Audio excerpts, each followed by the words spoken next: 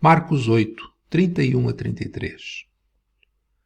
Começou então a ensinar-lhes que era necessário que o Filho do Homem padecesse muitas coisas, que fosse rejeitado pelos anciãos e principais sacerdotes e pelos escribas, que fosse morto e que depois de 3 dias ressurgisse. E isso dizia abertamente, ao que Pedro, tomando-o à parte, começou a repreendê-lo.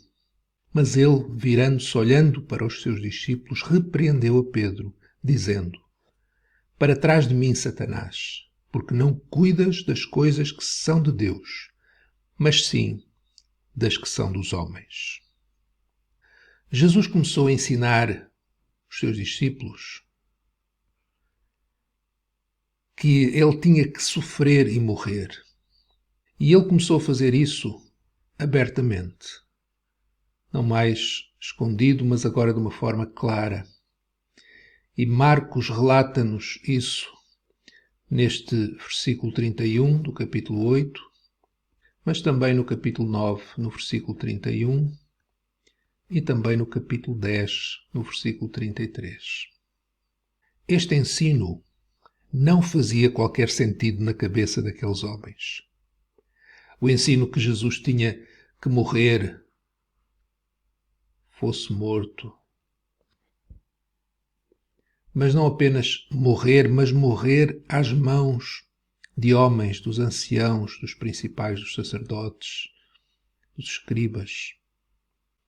Isto é, a sua morte seria uma morte planeada pelos homens religiosos em Israel. E o ensino englobava ainda que ele ia ressuscitar. 3 dias depois, ele ia ressuscitar. Pedro foi aquele que verbalizou a incompreensão sobre este ensino. Ele começou a repreender Jesus, a repreender o Filho de Deus, a repreender o próprio Deus, podemos dizer assim. Mas Jesus, ele, olhando para os discípulos, porque ele sabia que não era apenas uma questão de Pedro, mas também de todos, ele repreendeu a Pedro. E ele disse que Pedro estava a ser um instrumento nas mãos de Satanás. Desta frase que Jesus disse, para trás de mim, Satanás, porque não cuidas das coisas que são de Deus, mas das que são dos homens,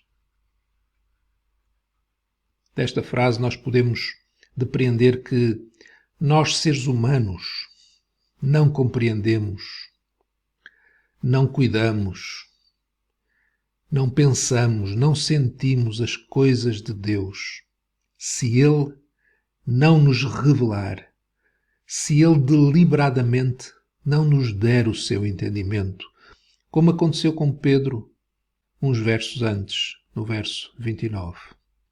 Então nós não compreendemos as coisas de Deus se Ele deliberadamente não nos revelar. Mas também podemos depreender desta frase que Jesus disse que nós, seres humanos, somos muito facilmente influenciados por Satanás. E Satanás, como nós, seres humanos, nunca poderá saber o que está na mente de Deus. E também desta frase nós podemos depreender que nós, seres humanos, nunca vamos ser bem-sucedidos se apenas tivermos revelações pontuais de Deus na nossa vida. Pedro tinha tido esta revelação extraordinária, mas foi uma revelação pontual.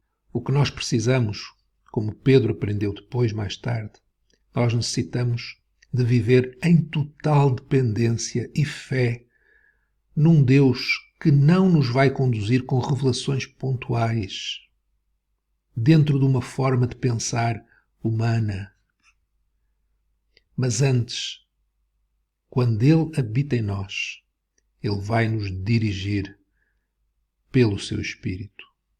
Se não entendermos que Jesus veio deliberadamente para sofrer e dar a sua vida em resgate de muitos, como ele mesmo diz no verso 45 do capítulo 10 de Marcos, se essa não for a coisa mais importante, coisa central da nossa vida, estamos a ser como Pedro, mesmo crendo em Jesus, mesmo tendo revelações pontuais, vamos acabar por ser instrumentos nas mãos do inimigo de Jesus. Não estamos do lado de Deus.